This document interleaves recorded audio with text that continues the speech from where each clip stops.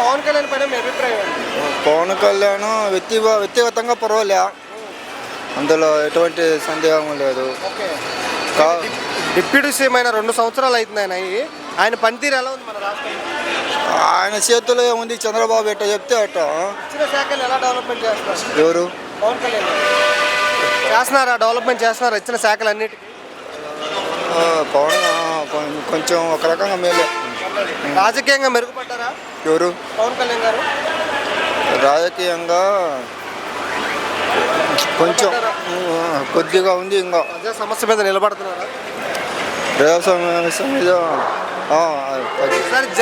ఈసారి జగన్ రానియను, సీఎం అవ్వనివ్వను, ప్రతిపక్ష హోదా కూడా ఉండనీయకుండా చేస్తా అంటున్నారు పవన్ కళ్యాణ్ గారు.